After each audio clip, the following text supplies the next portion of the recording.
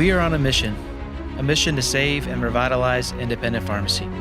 On the Catalyst podcast, we dive into current events that are shaping how pharmacists approach their patients and their businesses. Fuel your passion for pharmacy, one conversation at a time. 3, 2, 1, 0. Ignition.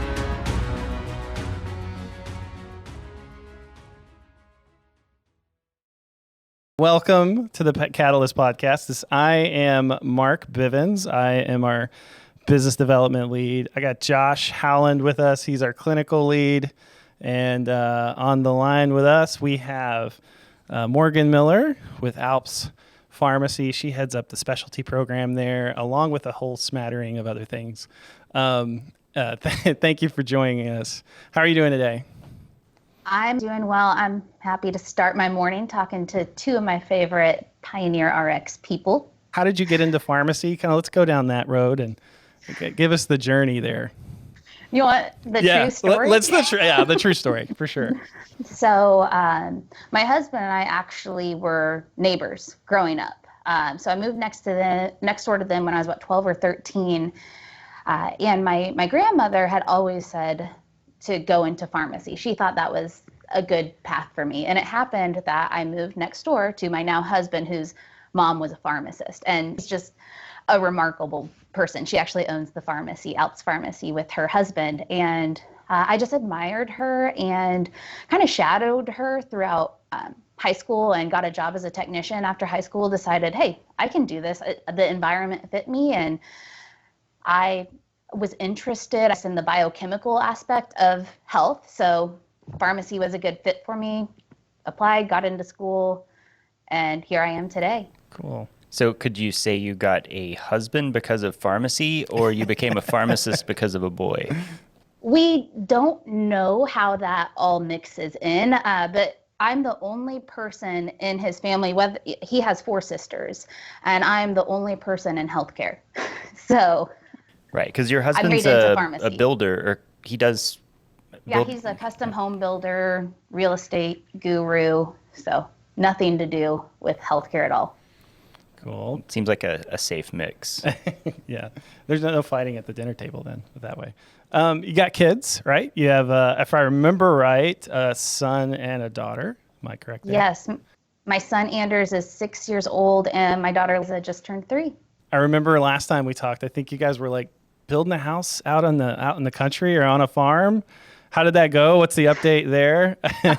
We are out on our family farm. We call it the family compound. His sister lives up the hill from us. So it's a fairly large tract. It's about a little over 200 acres. And we moved out there, and we're basically living in an 840 square foot apartment with 4 of us. The New York feel with the country living. Yeah, I was not ready to make the decisions on permanence because we're out there forever. We can't sell. So I didn't have a good mentality on what I want for my forever home, nor could I afford it. So we're out there living in a tiny house out on some acreage. So did you make it modular so that you can just grow it over time? Yeah, so right now we have our garage, and then we have I call it our apartment because it's super tiny for 4 people. It's above that. So that will transform into a bonus space or guest house or something. We'll add on to that. Josh and I originally were kind of brought in to at least initially start to help with specialty pharmacy. Josh does a lot of clinical design and things like that. And you and Melody in the group started a specialty arm of Alps, kind of from the ground up. And what were some of the, I guess some of the questions I have, what were some of the leading indicators that came to y'all's mind that made it go, okay, I think this is an opportunity? So yeah, Melody came to me in 2015. I was about a year and a half out of pharmacy school at that point, and she said, I want to start doing specialty drugs. She was always on, the leading edge of where pharmacy was going, and we've always been pretty innovative and adaptable to our environment, and that's why we're still standing today. And so she said, we're going to do specialty pharmacy, you're going to do it. And I said, okay, well, let's do it. And we kind of picked out some relationships we already had with some specialists. Like we had a hepatitis C doctor we were really close with, gastroenterology. We had some relationships we just pulled and started from. And I mean, those relationships are still there today, and we've grown and expanded from that. So it was truly from the ground up, grassroots efforts and just relationship building. Nice. Yeah, that was, I guess at this point also, we've known you for 4 years now, which is kind of crazy. I think you might be the first Pioneer leader that we met and went to go see. Me and you specifically, sure. Yeah. So you get to be number 1 on the list. I remember that visit vividly. I thought me and Josh were going to duke it out. Well, I mean, to be fair, I walked in and you had like 800 folders taped to your wall. It made me nervous. Pioneer wasn't built out yet. Yes. No, that's fair. That's fair. That's fair. What made you kind of, or what were some things you guys did with those providers that either entrenched you, made them aware of, hey, we can really handle all of this? Like, what were some of the things you guys did with the providers, at least initially, or what you're doing today that might be cool? So the crucial piece that let us succeed was we hired a sales and marketing guy to get out and go calling the doctors. And we really took a fake it till you make it approach. So we went on all of the other specialty pharmacy sites, stole their templates for enrollment forms. That was what they were doing at the time. And I did some research on processes, and I had to figure out how to do prior authorizations on my own. That was one of the big services that set specialty pharmacies apart. So I really said I have more clinical knowledge than probably the medical assistants that are doing these in the office. I can do this. So I just had some positive self-talks and we did it. And I was set up personally to make things succeed. So I'm a builder by nature.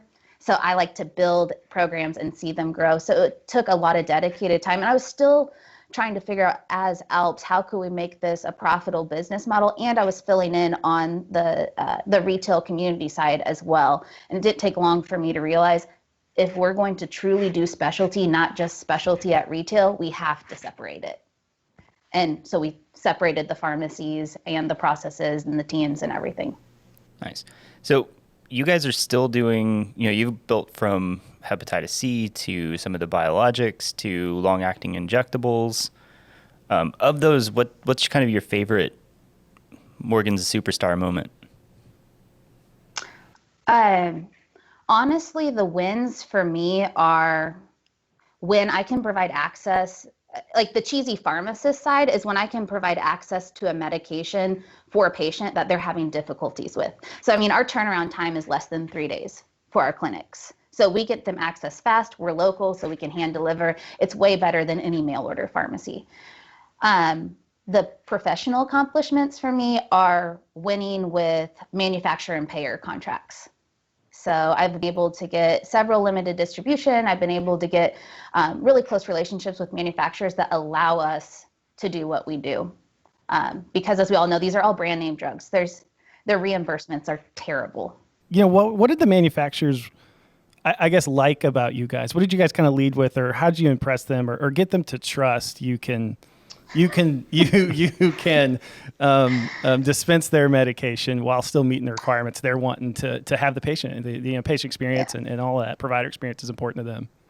So when I had our original sales and marketing guy, he was the typical sales and marketing guy. He had the squeaky wheel gets the oil approach. He was very persistent, and he was always kind and making deals. And my approach is a little bit more direct. I'm like, I don't have time for this. If you want me to take care of your patients, then this is what's got to happen. And I have all these providers behind me. So I leveraged the support of, I was confident in our ability to take care of them quickly. I was confident in our ability to give them the data fields and things they needed.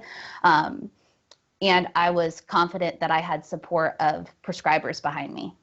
I got you. So it sounds like prescriber leverage was huge, but also being data capable, it sounded like. Yeah, so they'll throw at me, we've got to have XYZ data fields, and it's, for the most part, not been a problem. There are some things I'm still working out as far as manual manipulations they like. But that's probably the thing that I'm confident in my ability to get those fields if I need them. Nice. So we see a lot of requests for data feeds here, and all of them are different. So how do you guys kind of manage, all right, every month, here's the 20 things I have to do to this list to make it work? So this is one of my biggest rooms for improvement on my technology. I'm making some steps there, but honestly, this is kind of old school. I just have my whatever reminder task type program I'm using at the time. And I typically, for myself, I'm the one doing it at this point because we're still a small but mighty team. So I kind of take these on myself, and I just say every first of the month, I'm locking myself in the office and I'm getting these reports out the door. I've talked to some people that have gotten out of specialty or transitioned in some way. You guys have survived longer than Diplomat at this point. They were kind of the golden goose for a minute when that first kind of started 10 plus years ago, probably. But do you feel like it's still sustainable, or what changed to make it sustainable for you guys? How have you adapted? I don't like to fit myself inside the box of we only do specialty meds. Right. Sometimes what I consider a specialty med is more of a specialty management.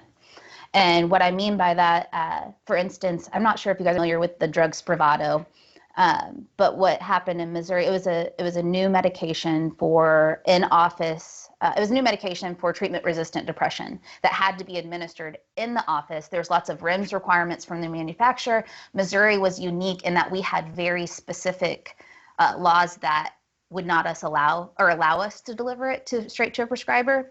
So we just got innovative with our approach and dedicated to take care of those patients. And we were able to, this was a nightmare. We had to deliver the medication for, I don't know how many patients at the time of their appointment. We couldn't drop it off before. We couldn't give it to the patient. We had to meet them there. But because of our systems, we were able to adapt to do that. And there were times where I said, we're not doing this anymore. This doesn't make sense. But that was one of those things that I approached the manufacturer, and we worked something out at that point. So to allow us to keep doing it. Talking leverage, that was what I was leveraging is if I'm not doing this, nobody in my region will be able to have this medication. Right. Right. That's where I was going. You kind of filled a place where if you didn't do it, there's no one that's able to do it. Right. Same thing with Vivitrol for addiction. We had a real gap in our area, and we stepped in, and we work with the prescribers. We provide the injections here, and we have close relationships with prescribers, with the manufacturer, and we all work as a team to get access to the drug. Right. So I think kind of the recurring theme that we've had over the last few years has been you find a way to do something, and then your specialty is really just doing things that other people aren't necessarily willing to do, going that extra step, like you're injecting. You were doing long-acting injectables for antipsychotics for a while as well, right? Yeah, and we do those at all our locations. We do it at retail. Honestly, I don't do them a lot in specialty. I do prescriber office delivery for those. But being able to bulk those in a weekly package, and then we just tied on our sync adherence program. So we were catching patients that should be coming in that they weren't. So their adherence got better because we were paying attention. So yeah, we just do things that other people won't. No, that makes a ton of sense. I was just talking to a manufacturer literally a couple of days ago, and they're especially in that space that Josh just talked about. It's usually, they're usually Medicaid, Medicare, hard to get a hold of, hard to sometimes transient and population in general. And where we told them our pharmacy strengths is getting that last mile of care actually done, and either coordinating their transportation, getting there, or getting out like you're doing, delivering to the clinics that they're in. It's that part is huge, and they understood that. They were really mindful of that piece of it. As far as kind of keep staying on specialty around patient assistance programs and things like that, you guys are doing a ton of coordination around there. Has that landscape changed? It seems like from my conversation with some of the manufacturers, maybe it has, but that's still a big piece. It is a big piece, and honestly, it's just it's one of those things I don't like doing on a business side because we don't gain anything from when a patient has to go straight to the manufacturer to get it, but we view it as a service to our clinics that we provide care for. So I always tell my team, especially when there's a new team member, we don't just service patients here, we service clinics, because they don't just send us one prescription, they send us their entire clinic's worth of prescription. And so that's a service that's had to come along with it. And you get savvy, you start to prepare what they're going to ask for and know the channels to go. So we've made it as efficient as possible. It's something that we're still doing and is needed, will always be needed. That's what sets specialty apart. As far as the landscape changing, on my perspective, it's always been hard to get patient assistance. And I haven't noticed much declining on the manufacturer side, but the grant programs are always going open and close before you can even get your hands on them. Instead of spending all the time on specialty, and I know you and I talked about 2 years ago, I think maybe at Connect, about your interest in functional medicine. So I think you had kind of gone off and tried to start your own thing and doing specialty in functional medicine now. So what's going on there? Yeah, that's still evolving. I mean, functional medicine is the buzzword around independent pharmacies. I think we look at it as an opportunity for a revenue stream, but also I think a lot of people are interested in the heart of it, is truly helping these patients out from a natural, holistic perspective, because you don't get that in the conventional model. So that's where my passion lies. And so what I've done is I've actually just started a consultation practice, bumped up against the specialty pharmacy. I named it and branded it a little bit different from my own personal decisions, but it's still bumped up. Like right now I'm in my office where I do my consults, but the specialty pharmacy is, right on the other side of the wall. So it's nice because the specialty pharmacies close the door, so we don't get a lot of walk-in traffic, and it's pretty easily managed there. I'm undergoing some, I guess, more formal training in addition to everything else that's going on. To go back to the personal life, I'm director of specialty pharmacy, started a new business, going to school. Also, I'm doing a hybrid homeschool model with my son. Yes, understand that. And we're starting an elderberry farm. And wait, hold on. Nice. You just kind of glanced over we're starting an elderberry farm. Right. Yeah. So yeah. What are you going to do with the elderberry? Are you going to manufacture drugs from the elderberries? I mean, sky's the limit. So, we have that big farm compound, and use it. We've always wanted to do something with it. And I had the connections to a local elderberry farm through my interest in functional medicine and wellness, and I just kind of bumped up with them and said, "Do you need more acreage?" And they said, "Yeah." I said, "I got it." Give us some context about what functional medicine is doing with the patient, I guess in conjunction with some pharmacy stuff or not. Sure. So I always, on a personal level, like I was that 12-year-old mixing like vinegar and lemon juice for cleaning products at my house, right, driving my family crazy. I always knew deep down in my soul that the exposure to chemicals, toxins, that wasn't natural in a wide sense. Like I don't feel like we were designed for that type of exposure. And I always dabbled in it for my own personal use, but I never had the confidence to really expand it into my professional career. And I never found, up until recently, I never found I could stand behind the over-the-counter products. Like I didn't believe they were high quality, didn't trust the sources. And so I would hardly recommend a multivitamin that we carried because I wouldn't take it myself. I didn't think it worked.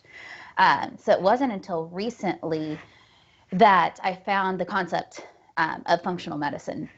And I honestly can't remember where it was, but I know I was a part of a functional medicine pharmacist group on Facebook that transformed everything. And what it takes is everything I believed and knew internally and gave me the evidence to back it up. So knowing that what we put in and on our body and that what we're exposed to can affect us on a level that is so microscopic, and then that all systems are interconnected.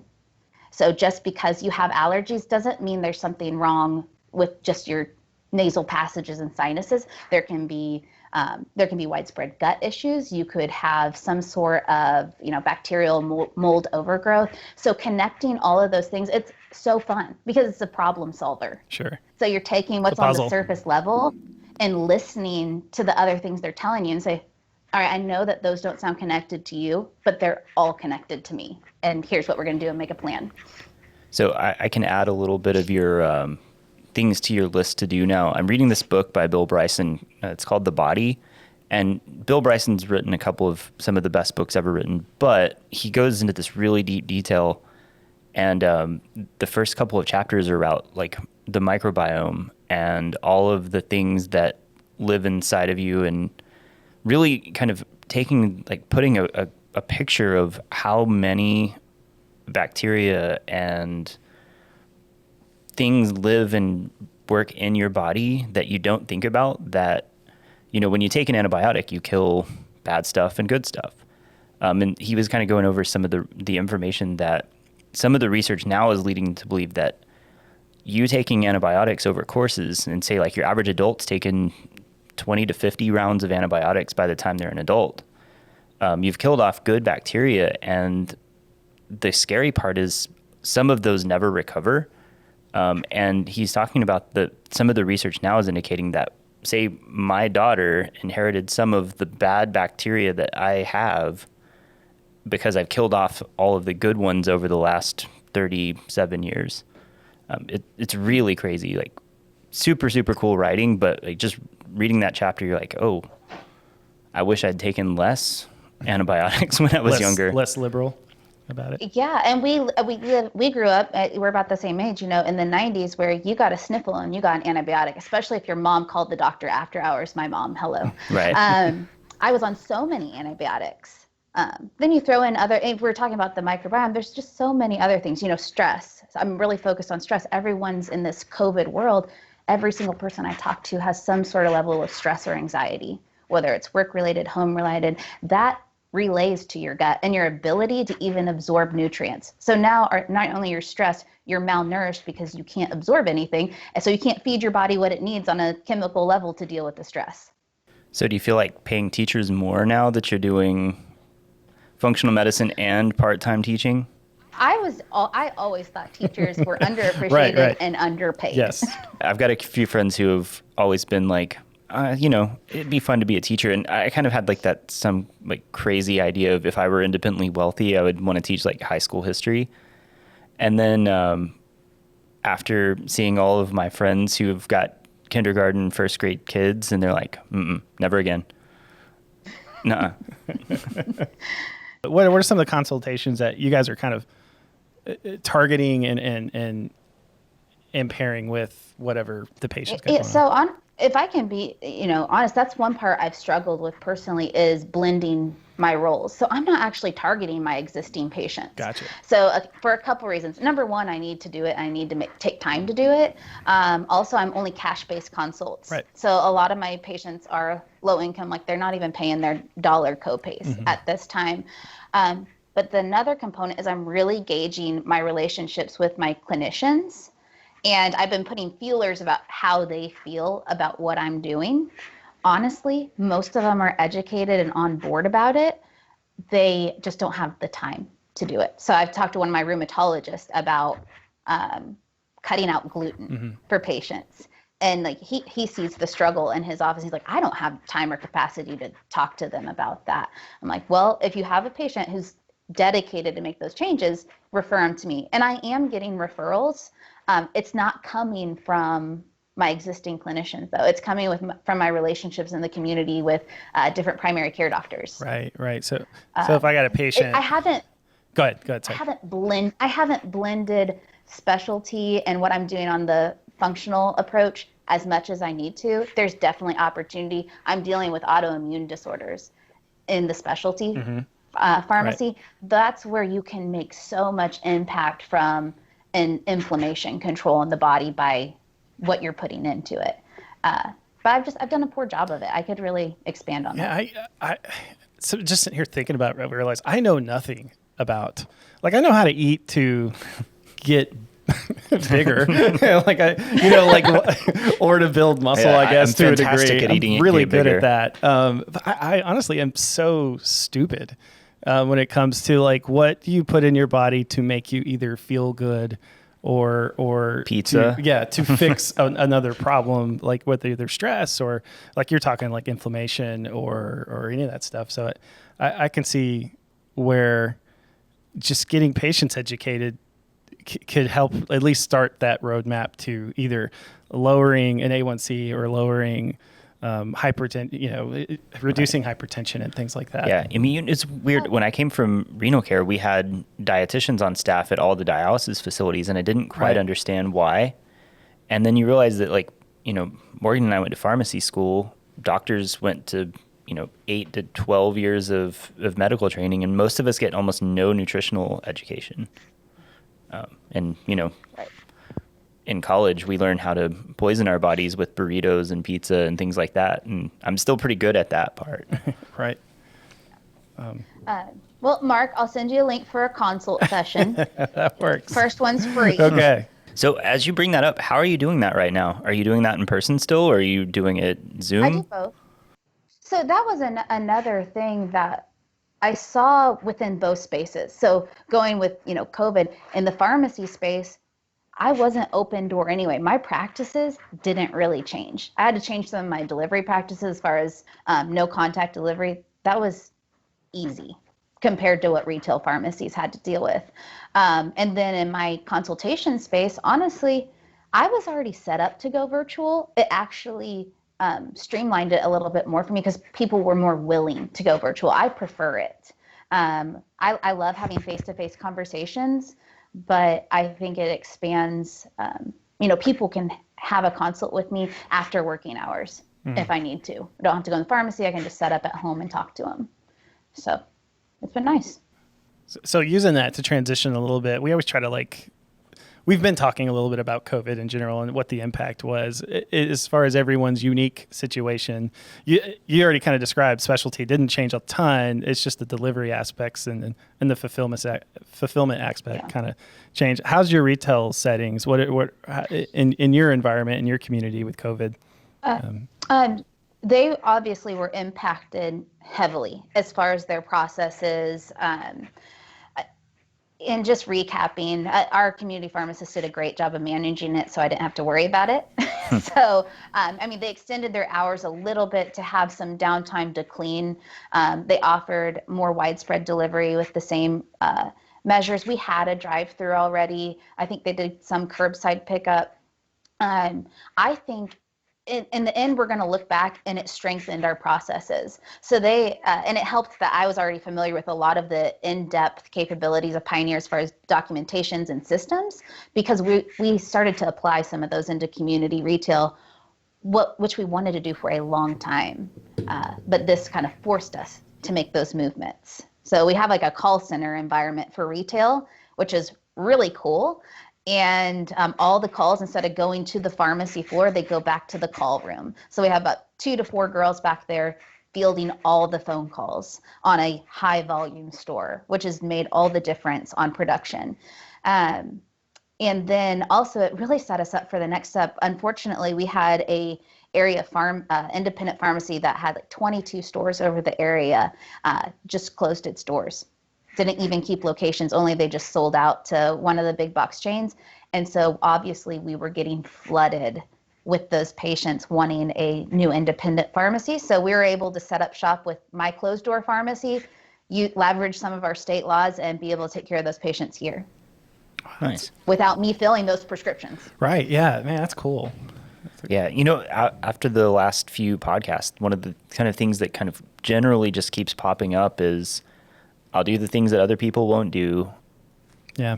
I'm going to go leverage my community relationships, and you got to have cool people. A formula the big box chains usually can't replicate. Yeah, it's the missing component from the random retail. I want to take it back to food for a second. When we talked about 3 or so years ago, you mentioned that you didn't like Tex-Mex. Is that changed? He's holding on to this. I do hold a grudge.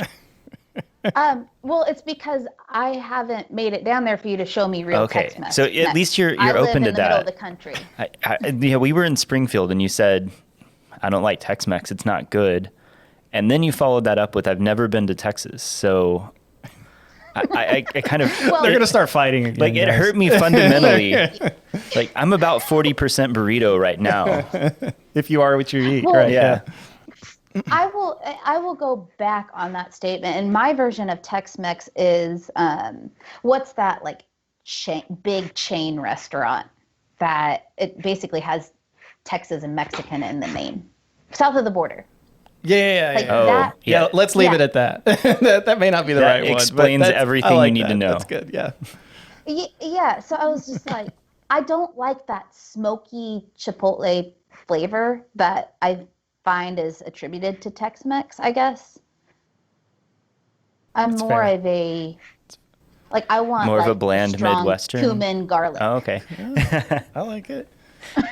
All right. Well, and cilantro. Tons of cilantro. Right. Josh has got to see, let it go. is what I got to think. let it go, but it's just I'm gonna have to get you to come to Texas and actually eat real food here. I hear you enjoy, I know you're outdoorsy in general, national parks. Oh, if we're going on a family vacation, it's to a national park. Oh, really? Like, okay. All right. I cannot convince my husband to get an RV, or else we would be traveling the entire United States with an RV, going to all the national parks. Nice. So, what's your favorite national park so far? A couple different ones, for different reasons. gonna say, she probably has I haven't been categories. I haven't been to a widespread. We did after we got married, before we had kids, we did a Western tour. We went up through the Black Hills, over in Badlands, over to Yellowstone, and that was awesome. So that was like a 2-week journey. But I will say my favorite has just been the magnitude of Glacier Park.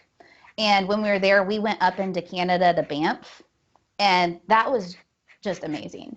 But we also recently went to, well, I guess I don't know if it's a national park or not, to Kauai, and what is that? I'm drawing a blank on the name of, the big coast, Nepali Coast. Okay. Which isn't really a national, but that was amazing for different reasons. So I love the mountains. I love nature. I love things bigger than me. I love quiet. Is Kauai the Big Island? Is that? No, it's small. That's where Jurassic Park was Okay, filmed. gotcha. The So smaller we took one. like a helicopter tour, and they like played Jurassic Park theme song, and it was awesome. My husband was like throwing up in a bag, but I was loving it. I'd be in the category with your husband there. Yeah. We just went back to Estes Park. We've been there like 3 times in 5 years because it's close to us. It's close. It's easy Yeah. to get to. Yeah. And I just did one of the hikes, I think it was Sky Pond, where we had to climb a waterfall, and that was pretty awesome. Oh, that's That's cool. We had a he's gonna hate me for telling the story. We had a sales guy do the or attempt the, I think it's Long's Peak hike there in Colorado, which is supposedly like the most difficult climb you can do. And literally 3/4 of the group made it to the base camp and couldn't even go the rest of the top. But he said it was like one of the toughest things he ever did. But he did go through, I think he went through Estes Park too. I've been to Estes Park. It's beautiful. So, you have any plans to do like the Appalachian Trail? I would love to. I have not dabbled into overnight. I'm more of a low maintenance hiker. Like I like day hikes because I don't have to pack with you. pack a heavy backpack, and I get to go home to a hot shower, and I can go eat like an elk medallion. So I'm more into glamping. Yeah. I'm a glamper as well. When I was younger, I was a camper. I could be a camper, but I am a glamper now. I used to camp all the time when I was younger, and I made the mistake of taking my wife camping when we were maybe just married. In Texas around Halloween, it's either like 95 or like 45. And so we left that day and it was like 80. We went up about 2 hours. We were going to camp, do some hiking. And we took our dogs with us. And that night it dropped to like 29 degrees. So she froze and the dogs were unhappy. It was the last camping trip we did together. Everything else has been like, if it's not a cabin or a hotel, it's just not happening. Yeah, there's definitely, my poor husband cannot take a vacation because like at 6, I'm like, we're waking up at 4. We're going to be on the trail by 5. You have a full itinerary planned?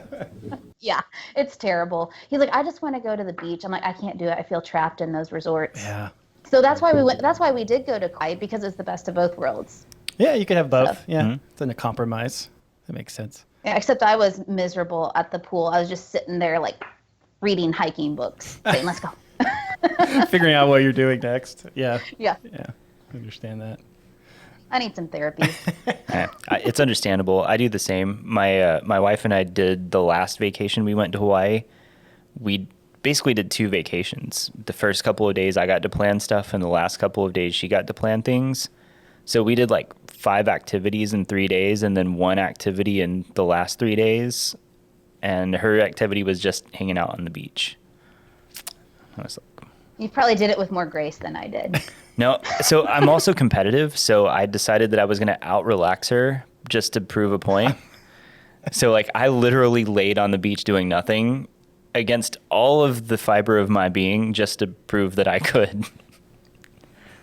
I need these tips next time. Right. Get competitive Just, about it. just remember, it's an actual competition that if they're going to be relaxing, you got to relax better than everybody else. And the problem is I don't like drinking alcohol that much. So like I don't like going to the resorts with all the fruity drinks. I don't like them. And I prefer, this is so crunchy of me, I prefer kombucha in a wine glass. And nobody has kombucha on those resorts. I would agree with you. There's a reason for that. Just shaking his head.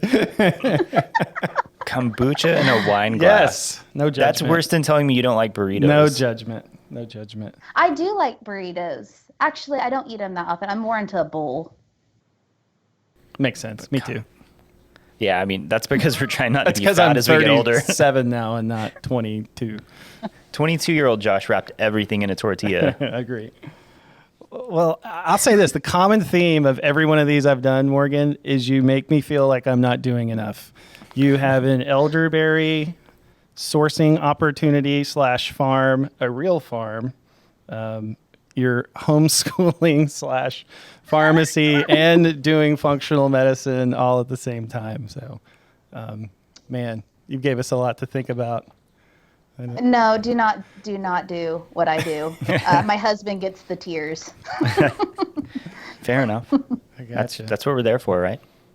Well, Yep. you gave us a ton to think about. Thank you so much for being on with us. Yeah, and hopefully next year we can travel again, and we'll see you at Connect and get some other weird ideas that your elderberry farm is now producing pharmaceutical grade elderberry flowers, or Yeah, maybe I'm going to be a vendor at next year's show. oh, look at that! I like it. You got speaker, attendee, vendor. Right.